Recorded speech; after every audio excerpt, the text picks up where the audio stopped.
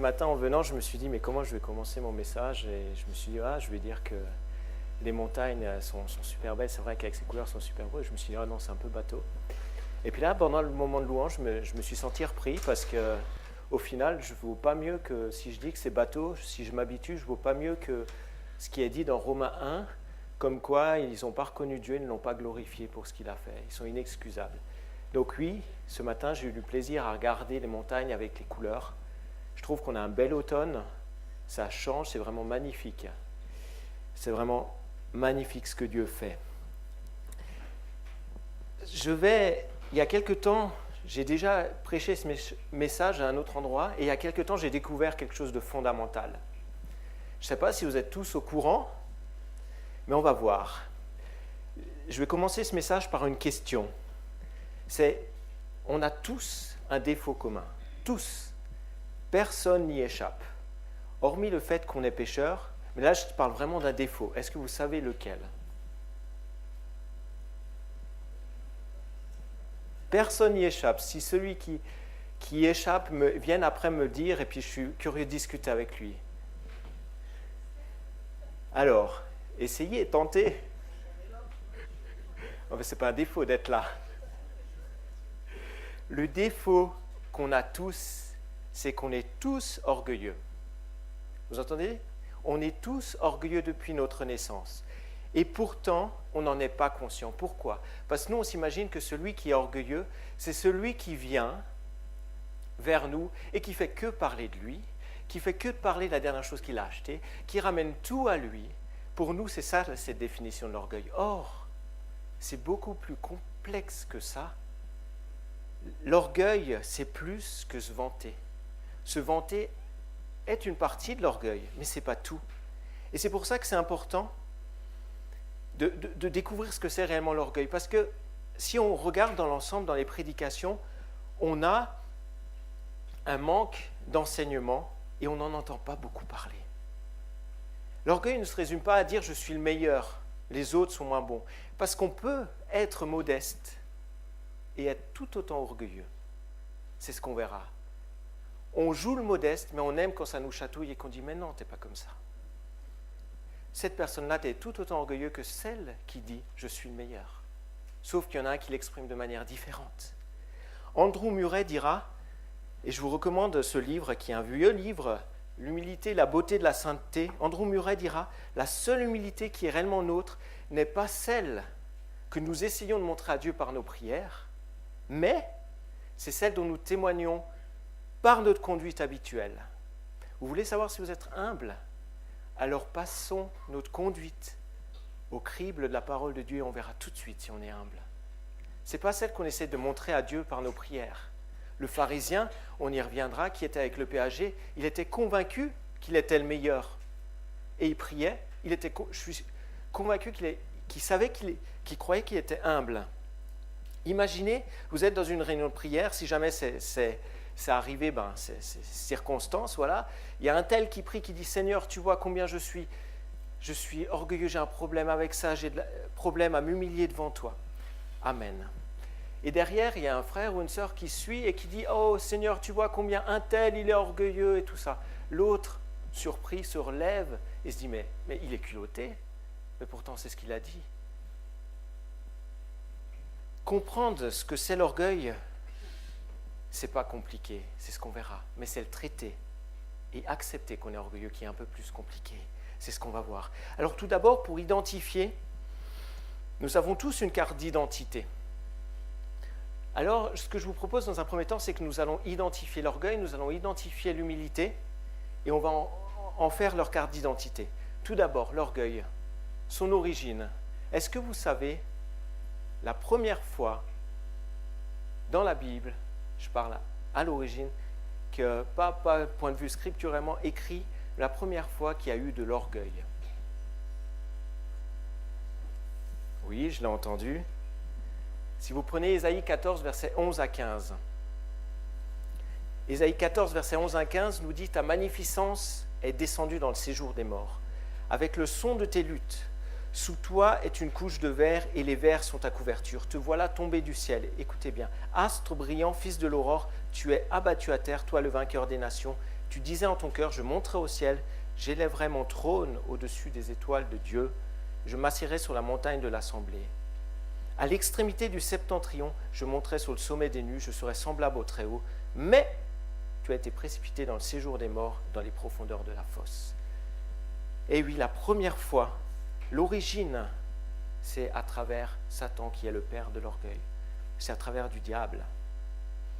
Qui est-ce que cela concerne? On en a un peu parlé dans l'introduction, ça concerne tout le monde. Dans Romains 1, le verset que j'ai cité au début, 20 à 21, le fait de ne pas reconnaître Dieu, de ne pas lui rendre gloire, le fait de nous qu'on est inexcusable. On est inexcusable. L'orgueil a fait naître l'enfer. Satan, à cause de ça, il y a eu l'enfer et en plus l'enfer sur la terre. Imaginez un monde où tout le monde serait humble. Il y aurait moins de guerre. On est d'accord. L'orgueil est une racine qui fait des choses catastrophiques. Quand le serpent est venu chez Adam et Ève, il a dit la chose suivante, est-ce que Dieu a vraiment dit? Parce qu'il sait, si vous en mangez, vous serez comme Dieu. Et on a deux aspects, on a l'incrédulité et l'orgueil dans la tentation originelle. Qu'est-ce que cela veut dire? Ça veut dire que si vous mangez ça, vous serez comme Dieu, vous serez indépendant, vous n'aurez rien besoin. Voilà une des racines. L'orgueil est présent dès la chute et ça concerne tout le monde. Alors, essayons une définition. L'orgueil nous fait entreprendre par nous-mêmes ce que l'incrédulité nous a empêché d'accomplir avec la force de Dieu. L'orgueil nous fait entreprendre par nous-mêmes ce que l'incrédulité nous a empêché d'accomplir avec la force de Dieu. C'est une définition, actuellement je fais des études et c'est une définition qu'on a vue dans nos cours. Le fait de faire par nous-mêmes, parce qu'on est indépendant, ce qu'on doit faire parce qu'on ne croit pas en Dieu finalement, on est incrédule. Alors, sur une carte d'identité, il y a aussi l'endroit. Est-ce que vous savez où se trouve l'orgueil, où habite l'orgueil? Sur votre carte d'identité, vous avez l'endroit où vous habitez. Et pareil, l'orgueil, il y a aussi un endroit. Où est-ce qu'il est? Exactement, il est dans le cœur de l'homme. Vous pouvez prendre Marc 7, versets 20 à 23. Quand Jésus dit c'est du cœur que sortent les choses qui souillent l'homme, il y a juste un mot, l'orgueil fait partie de ces choses-là. Marc 7, 20 à 23, vous pourrez lire chez vous. Ensuite, c'est aussi intéressant de voir qu'est-ce qui caractérise, quelques signes extérieurs qu'on peut voir pour essayer d'identifier. C'est toujours très intéressant. Et on voit dans Psaume 138, verset 6, qu'une personne orgueilleuse se voit de loin. C'est normal. On voit aussi dans 2 Timothée 3, verset 4, ou dans 1 Corinthiens 5, verset 1 à 2. Le passage de 1 Corinthiens 5, verset 1 à 2, il est flagrant, vous savez, c'est quand Paul il dénonce la personne qui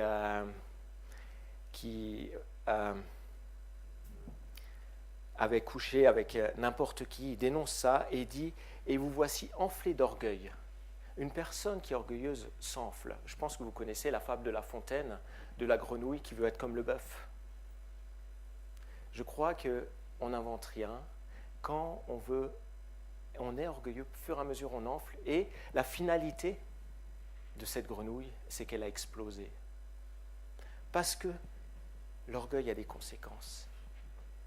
Dans la Bible, vous prenez la Bible, vous prenez chaque verset. J'ai fait une liste, j'y reviendrai tout à l'heure, et vous verrez que l'orgueil a des conséquences. Et ces conséquences, ce n'est pas la joie, non. Les conséquences, c'est que Dieu nous résiste. L'opposition de Dieu, vous pouvez lire ça dans Jacques 4, versets 6 à 10. Dieu résiste aux orgueilleux. Ou dans 1 Pierre 5, versets 5 à 6. Dieu résiste aux orgueilleux. La preuve, prenez la tour de Babel. Voilà, les hommes qui se rassemblent, ils veulent rejoindre Dieu, Dieu va les disperser et il va en aucunement bénir ce qu'ils font les hommes. Prenez Nebuchadnezzar. Nebuchadnezzar a dit « Ah, mais vous voyez ce que j'ai pu construire comme je suis fort, puissant ». Au moment où il dit ça, si vous lisez dans Daniel, il y a une voix qui descend du ciel et il va devenir comme un animal dans l'herbe, humilié, jusqu'à ce qu'il reconnaisse quoi? Que Dieu est Dieu. L'orgueil amène la punition de Dieu. Dans Psaume 31, verset 24, vous pouvez lire ça. Celui qui est orgueilleux, au final, recevra la punition de Dieu. Et aussi, il y a cet aspect où on a beau s'élever, à un moment donné, comme Dieu nous résiste, à un moment donné, Dieu va nous abaisser. Notre force sera brisée. On va être abaissé. Le contraire de ce que l'on cherche, c'est-à-dire de monter, va faire qu'on soit abaissé. La maison des orgueilleux sera renversée. Vous connaissez cette maison-là, sur le fou sur le sable? Et vous croyez que le fou, il n'était pas orgueilleux en croyant que sa maison allait tenir? Petite question, juste comme ça en passant. Et j'aime aussi utiliser cet exemple. Vous connaissez, je pense, ce passage qui dit que l'orgueil précède la chute. Proverbe 16, versets 18 à 19. Et j'aime utiliser cet exemple parce que je suis français, mais je suis suisse aussi, ne vous inquiétez pas, on va aussi parler un peu des deux. L'équipe de France en 98, vous avez sûrement entendu qu'ils ont gagné la Coupe du Monde. 4 ans plus tard, ils sont partis la fleur au fusil et ils sont revenus bredouilles. L'orgueil précède la chute. C'est vrai dans le monde séculier, mais c'est aussi vrai au point de vue spirituel. Que celui qui est en l'air prenne garde de ne pas tomber. Faisons attention. Mais est-ce qu'il y a un remède? Et oui, la bonne nouvelle, c'est qu'il y a un remède. La Bible nous dit qu'il y a un remède. Dans Jérémie 13, versets 15 à 18, il est dit « Écoutez, prêtez l'oreille, ne soyez pas orgueilleux, car c'est l'Éternel qui a parlé. Rendez gloire à l'Éternel, votre Dieu, avant qu'il ne fasse venir les ténèbres, avant que vos pieds ne se blessent sur les montagnes la nuit tombée. Vous attendrez la lumière, mais il l'aura changée en ombre de la mort. Il instaurera d'épaisses ténèbres. Si vous n'écoutez pas cela, je pleurerai en secret à cause de votre orgueil. Mes yeux pleureront abondamment, ils verseront des larmes, parce que le troupeau de l'Éternel sera emmené prisonnier. Dites au roi et à la reine, humiliez-vous, asseyez-vous, car il est tombé de vos têtes le diadème qui faisait votre gloire. La solution, avant que Dieu sévisse, c'est de changer, c'est de s'humilier, c'est de se présenter devant Dieu. Ça, c'est la solution. Il y a un remède. Donc, courtement, si on résume, point de vue orgueil, c'est, on a vu que tout le monde était atteint. La personne qui est dans cette salle et qui n'est pas atteinte, j'aurais vraiment du plaisir à venir, que tu viennes discuter avec moi, parce que j'aimerais bien savoir comment c'est possible. Mais la personne orgueilleuse n'est pas uniquement celle, on l'a vu au début, qui se vante, celles qui ont des symptômes prononcés, celles qu'on voit de loin. Ce n'est pas uniquement la personne qui enfle. Non. La personne, c'est que l'orgueil peut être discret. Dans la prophétie de Marie, avec l'annonce de Jésus, après l'annonce de la naissance de Jésus, la prophétie de Marie, il est dit que tu t'es occupé de ceux qui avaient des pensées orgueilleuses. Luc 1, verset 46-53. Donc les pensées orgueilleuses, ça ne s'exprime pas forcément. C'est à l'intérieur. Mais Dieu voit tout et il connaît tout. Et cet orgueil, c'est une racine qui nous incite à refuser notre dépendance par rapport à Dieu. Elle nous oppose complètement. Alors elle va nous aveugler. C'est-à-dire qu'on va réussir à justifier ce qui n'est pas justifiable.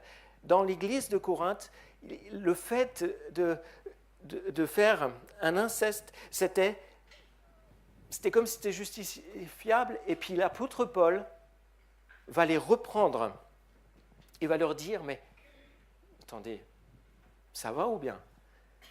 Et au final, l'orgueil nous amène la mort.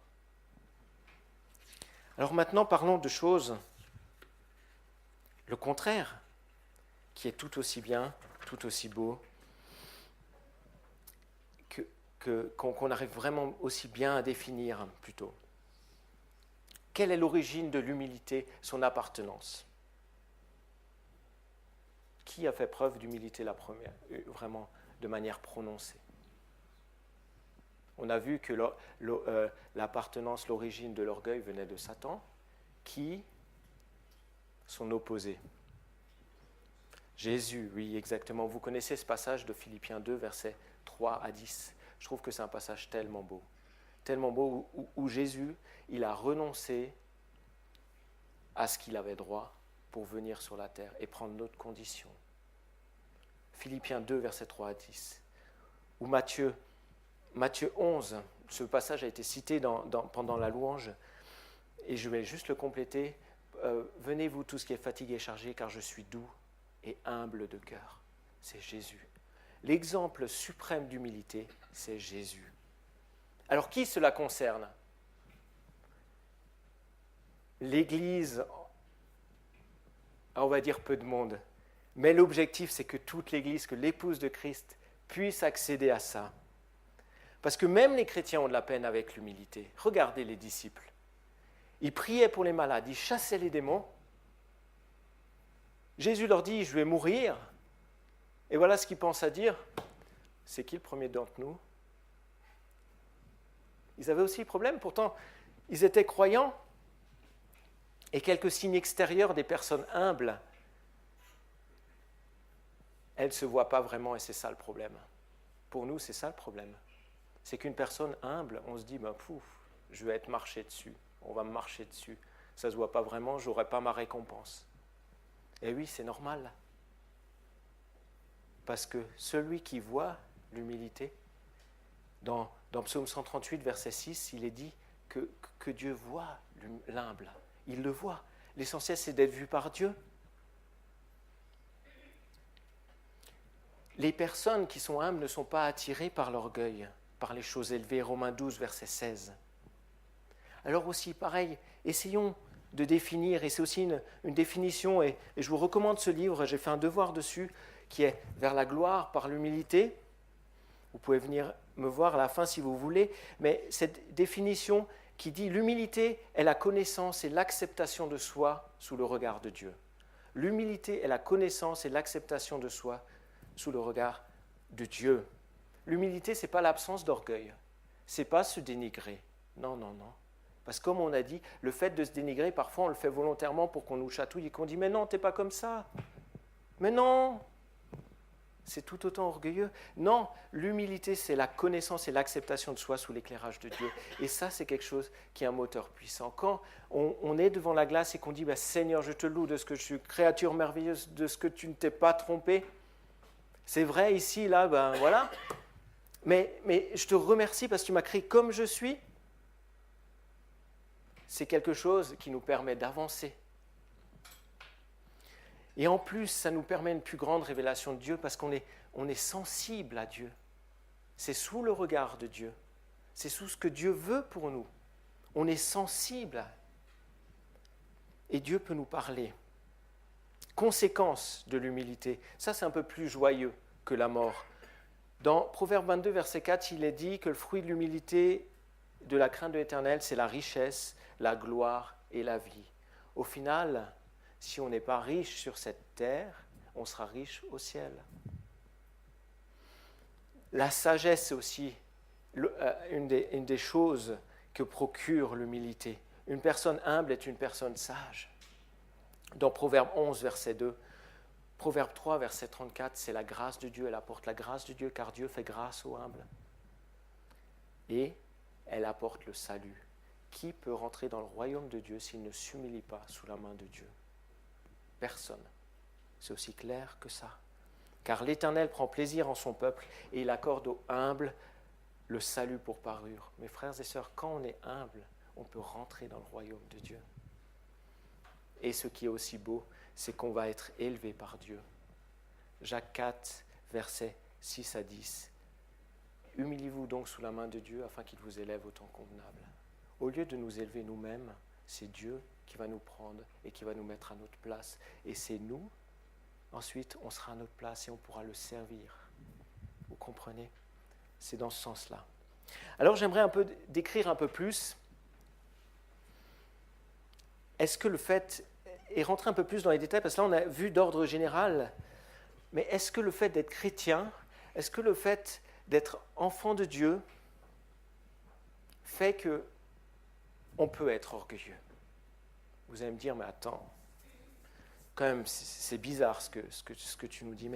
Mais pourtant, vous savez, ce message, je l'ai fait, j'y ai réfléchi après. Je me promenais avec un de mes proches qui m'a dit la chose suivante, et ça m'a marqué. Il y a parfois de ces phrases qui marquent, et je crois que je m'en souviendrai jusqu'à la fin de ma vie. enfin je souhaite m'en souvenir jusqu'à la fin de ma vie, il m'a dit comme ça, les évangéliques sont orgueilleux de leur savoir. J'ai commencé à réfléchir, je me suis dit, mais attends, qu'est-ce que ça veut dire ça? Les évangéliques sont orgueilleux de leur savoir. C'est une personne qui ne va pas dans l'église évangélique et qui a été. Et en fait, ce que ça veut dire, c'est que souvent, et moi le premier, on se dit, mais j'ai la science, j'ai la Bible, je me base sur la Bible, je me base sur ce qui est écrit. Donc les autres qui ne se basent pas sur ce qui est écrit, ils ont faux. Et alors, il faut louer comme ça, il faut prêcher comme ça, il faut faire la Sainte Seine comme ça. Et ce qui veut dire, c'est que les autres sentent ça. C'est ça qui est grave. Les autres sentent ça. Et en plus, on a cette chance ensuite, c'est qu'on est le gratin des évangéliques, puisque le lieu de la Réforme, il y a Calvin, Farel, Zwingli, c'est le gratin. On a encore mieux compris que les autres, puisqu'ils sont là, on pourrait se dire. Mais non, parce qu'au final, en passant comme ça, qui était le plus proche de la Torah à l'époque de Jésus? Qui connaissait mieux la loi? Les pharisiens. Et est-ce que les pharisiens avaient une relation avec Dieu? Non. C'est pas parce qu'on est proche, c'est pas parce qu'on est très scripturaire, ce qui est important de l'être. Mais il faut être scripturaire et être proche de Dieu, proche du cœur de Dieu, comprendre ce que la Bible nous dit. Et parfois, peut-être par notre attitude, les autres se disent, attends, vous êtes orgueilleux, vous connaissez tout. Alors, ça ne veut pas dire qu'on a tort, hein. C'est pas ça que je suis en train de dire. Je suis pas en train... Non, ça veut juste dire avoir de l'humilité vis-à-vis des autres. Une autre chose aussi, et je crois qu'une des origines peut-être de ça, c'est que on entend tellement de prédications, on a vécu tellement de choses, on en entend au moins, on va dire, ceux qui sont au moins 52 par semaine, 52 par an, excusez-moi. Si vous êtes très spirituel et vous avez du courage, mais on en entend 52, on lit la Bible, on va dire au moins, allez, on a, j'espère, un culte personnel, donc on entend beaucoup la parole de Dieu. Et au fur et à mesure, on a notre expérience et tout ça, et au fur et à mesure, c'est comme la pluie qui tombe, ça durcit. Et alors, on prend un raccourci quand quelqu'un prêche. Voilà, ça ne nous plaît pas, on dit non, c'est pas vrai, c'est faux, c'est pas comme ça que j'ai vécu, rentre à la maison. Ou alors, on lit la Bible, on dit « je pense que ». Or, qui c'est qui a inspiré la Bible? C'est Dieu. Et elle nous dit de retourner vers le Saint-Esprit, qui est celui qui va nous expliquer ce que c'est la Bible. De dire « je pense que », n'est-ce pas une réaction d'orgueil? Je pense que. Ah oui, ça, t'as dit ça? Ah oui, c'est vrai. Mais moi, j'ai vécu autrement, donc ça ne doit pas être pour moi. Et parfois, je suis effaré de me dire, mais attends, dans la Bible, il y a marqué ça, un tel pense ça, un tel pense ça. Mais alors, c'est qui a raison? Ou bien alors, c'est Dieu qui s'est trompé? Non, Dieu ne se trompe pas. Dieu a voulu dire une seule chose, mais c'est nous apprenons à nous tourner et à être sensibles à l'Esprit de Dieu et à ne pas dire, quand on lit la Bible, direct, je pense que c'est comme ci, c'est comme ça, point final, et on arrête. Non, c'est vraiment retourner vers le Saint-Esprit. 1 Corinthiens 2, verset 14. Ne pas laisser notre intelligence, notre expérience surpasser ce que le Saint-Esprit dit, car le risque, c'est de ne plus être enseignable. Et ça, c'est grave, de ne plus être enseignable. Il est aussi possible, et j'en ai évoqué au début, c'est d'avoir de l'orgueil dans le culte que l'on peut rendre à Dieu. Vous savez, je me suis fait la réflexion en préparant le message, je me suis dit, mais attends, ce pharisien qui était là avec le PAG, mais n'était-il pas, est-ce qu'il jouait une comédie? Mais non, c'est ça qui est grave, c'est qu'il ne jouait pas une comédie. Il était sincère dans ce qu'il pensait. C'est qu'il pensait être supérieur.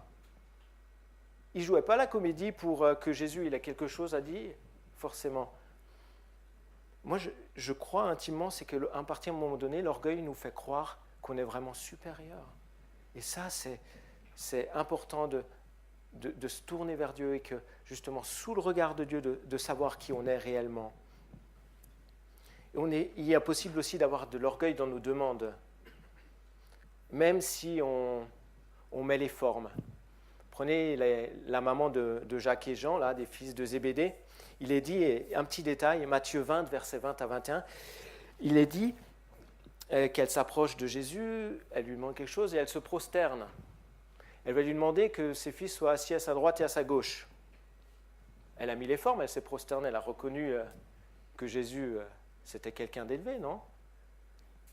Et pourtant, il y avait une forme d'orgueil parce qu'elle était fière de ses fils. Elle voulait le meilleur, certes, mais ce n'est pas comme ça.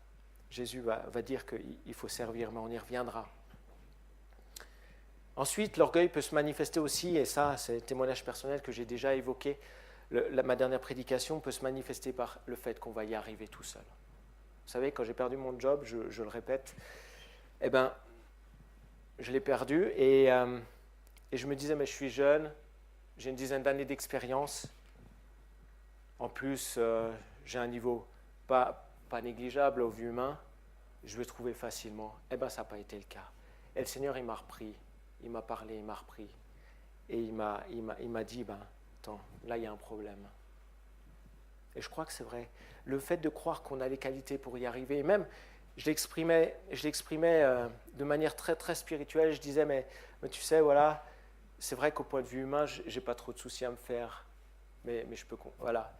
J'essayais de cacher ça sous une couverture. Mais au final, lui, le Seigneur qui est en haut, il l'a vu.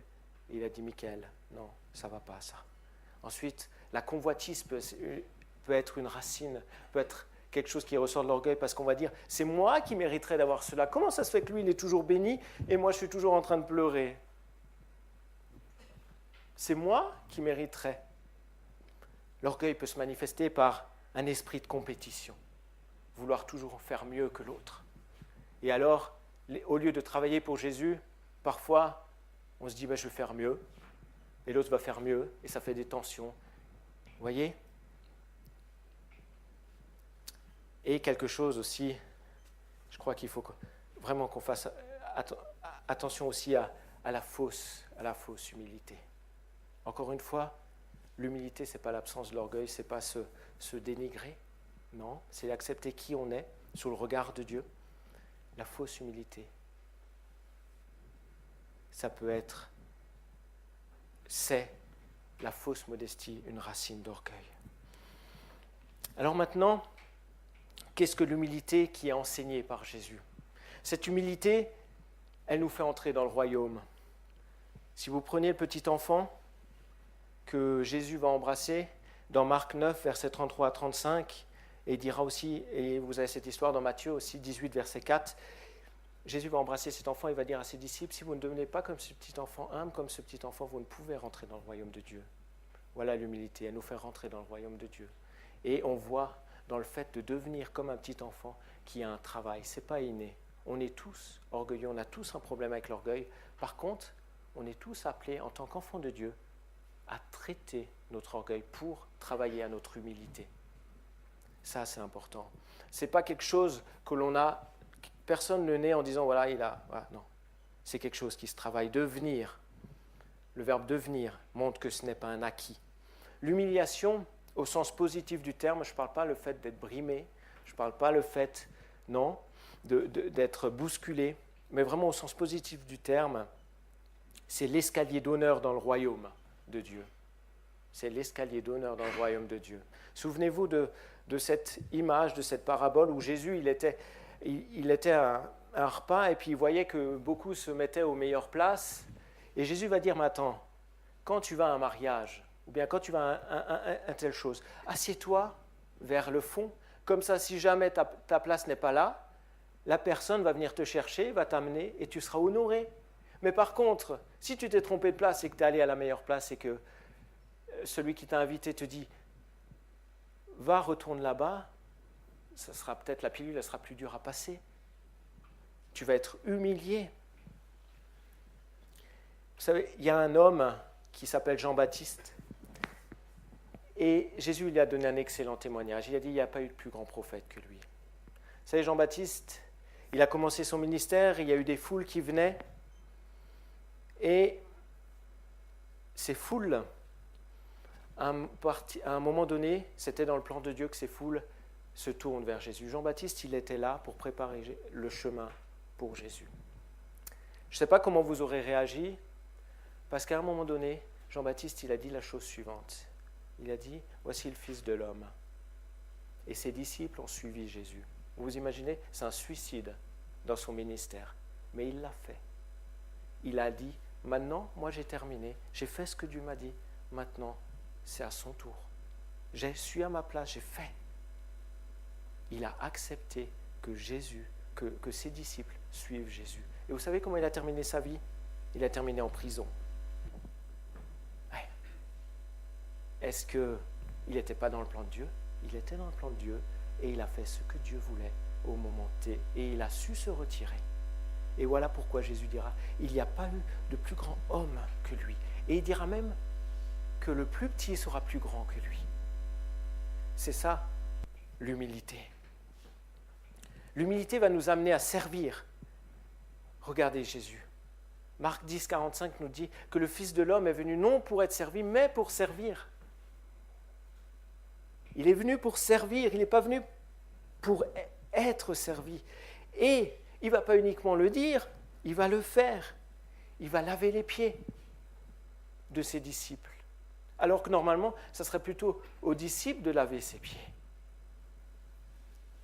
Alors, voilà cette humilité. Maintenant, comment traiter notre orgueil et acquérir l'humilité?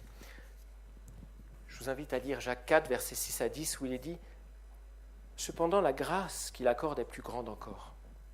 C'est pourquoi l'Écriture dit « Dieu s'oppose aux orgueilleux ». C'est ce qu'on a vu. Mais il fait grâce aux humbles. On l'a vu également. Soumettez-vous donc à Dieu, mais résistez au diable, et il fuira loin de vous. Approchez-vous de Dieu, et il s'approchera de vous.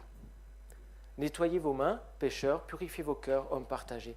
Ayez conscience de votre misère, soyez dans le deuil et dans les larmes, et que votre rire se change en deuil et votre joie en tristesse. Et là, humiliez-vous devant le Seigneur, et il vous élèvera. Vous savez, si on est convaincu qu'on est orgueilleux vis-à-vis de Dieu, la première chose, c'est d'écouter et de prêter l'oreille avec attention. Écoutez attentivement. On a la chance d'avoir deux oreilles. Vous savez, quand on écoute attentivement, pour bien écouter, on se penche. C'est une attitude d'humilité. S'approcher de Dieu, s'humilier devant lui, c'est-à-dire lui demander pardon. Et je crois que c'est important de se rappeler que l'orgueil, ce n'est pas uniquement un problème quand on se vante tout le temps, qu'on a la meilleure voiture, qu'on ramène tout le temps tout à soi. Non, non, non. C'est ça, mais c'est autre chose. Elle peut avoir différentes formes. Et ce qui est important, c'est de savoir aussi que par nos efforts, parfois on peut se dire, oui, je vais progresser. Dans la Bible, il y avait cette tendance à l'ascétisme, au fait de ne pas manger, etc., et qui avait une apparence d'humilité, vous êtes d'accord? Et pourtant, c'était tout autant de l'orgueil, parce que c'était pour satisfaire la chair. C'est pour ça que Jésus, il a tout payé. Il nous a donné cet homme nouveau, et il nous appelle à nous revêtir de l'homme nouveau. C'est l'homme nouveau qui n'a pas de souci avec l'orgueil. Et nous devons apprendre à nous soumettre, notre âme à apprendre à soumettre à cet homme nouveau. Car nos efforts n'y changeront rien. Il est dit, sans moi, vous ne pouvez rien faire dans Jean. Restons enseignables comme des enfants, l'autre point. Et vis-à-vis des autres, à votre avis, qu'est-ce qui fait que vis-à-vis des autres, on va apprendre l'humilité? Qu'est-ce qui nous humilie vis-à-vis des autres?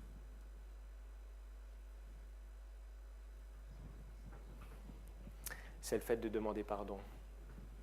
Quand on sait qu'on a blessé quelqu'un et d'aller demander pardon, on va moins vite blesser une autre personne. Pourquoi? Parce que ça nous humilie, ça nous travaille.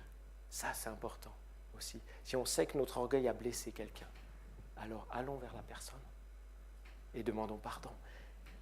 Identifier nos motivations. Philippiens 2, 3, 4 dira que l'humilité vous fasse considérer les autres comme étant au-dessus de vous-même.